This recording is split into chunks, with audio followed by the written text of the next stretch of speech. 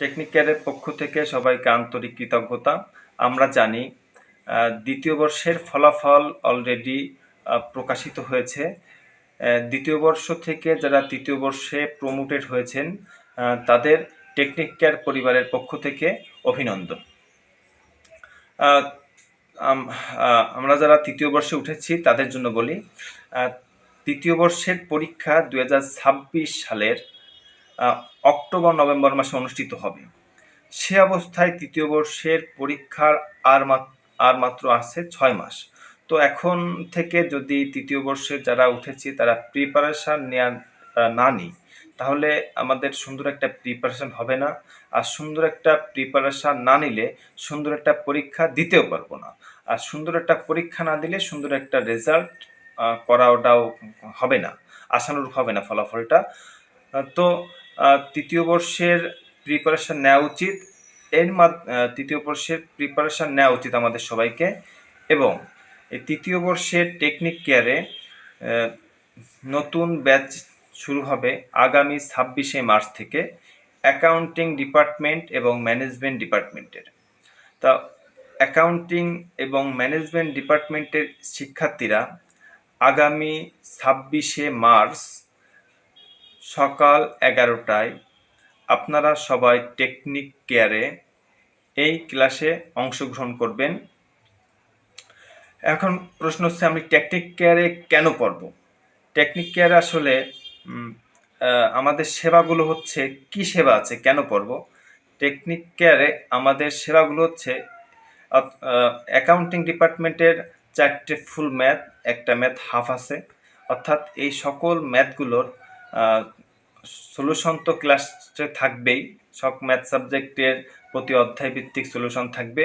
এবং এর পাশাপাশি যে থিওরিক্যাল যে সাবজেক্ট আছে, আমাদের দ্বিতীয় বর্ষে বা প্রথম বর্ষের রেজাল্টে ফলাফলে দেখছি যেমন হয়েছে যে ম্যাথে রেজাল্ট ভালো, ম্যাথমেটিক্যাল যে সাবজেক্টগুলো আছে ওইখানে রেজাল্ট ভালো, কিন্তু থিওরি যে সাবজেক্টগুলো আছে ওই সাবজেক্টে আমাদের আশানুরূপ রেজাল্ট হয়নি। অর্থাৎ অনেকে ফেল করছে, অনেকে ডি পাইছে, সি পাইছে, সি প্লাস পেয়েছে, কিন্তু ভালো করতে পারিনি আর কি।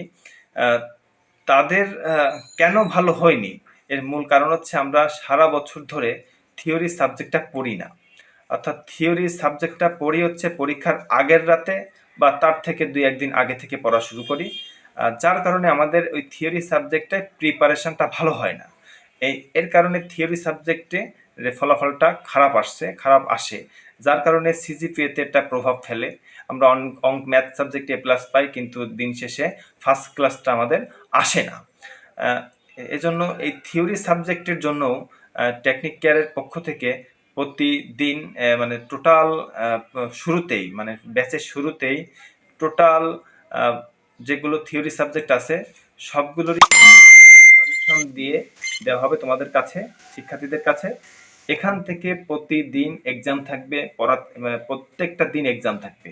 এই এক্সামগুলো যদি তুমি কন্টিনিউয়াসলি দাও, কোনো শিক্ষার্থী দেয়, তাহলে আমার মনে হয় পরীক্ষার আগেই তোমাদের সুন্দর একটা প্রিপারেশন হয়ে যাবে রিটেন সাবজেক্টে, যার ফলে তোমরা বোর্ড পরীক্ষায় অংশগ্রহণ যখন করবা ম্যাথ সাবজেক্টের পাশাপাশি থিওরি সাবজেক্টেও ভালো করবা এবং প্রত্যাশিত একটা রেজাল্ট পাবা।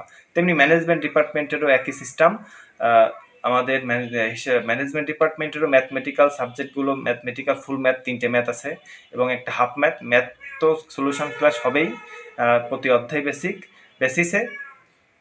এবং থিওরি যে সাবজেক্ট আছে সকল সাবজেক্টেরই বছরের শুরুতেই তোমাদের হাতে একটা চূড়ান্ত সাজেশন তুলে দেওয়া হবে। এই চূড়ান্ত সাজেশনের ভিত্তিতেই তোমাদের প্রতি ক্লাস ডেতে এক্সাম থাকবে। এই এক্সাম দেওয়ার কারণে তোমরাও একটা রিটেন সাবজেক্টে ভালো একটা রেজাল্ট করতে পারবা, পাশাপাশি অঙ্কে তো ভালো রেজাল্ট হবেই। দিন শেষে আমাদের সিজিপিএটা সুন্দর আসবে এবং আমরা জয়ের হাসি হাসবো। সবাই ভালো থাকবেন, সুস্থ থাকবেন এবং টেকনিক কেয়ারের সাথে থাকবেন। আগামী 26শে মার্চ টেকনিক কেয়ারে যে তৃতীয় বর্ষের ব্যাচ শুরু হবে, এই ব্যাচে তৃতীয় বর্ষের বাগেরহাটের অ্যাকাউন্টিং ডিপার্টমেন্ট এবং ম্যানেজমেন্ট ডিপার্টমেন্টের সকল শিক্ষার্থী অংশগ্রহণ করবেন আশা করছি। ধন্যবাদ সবাইকে।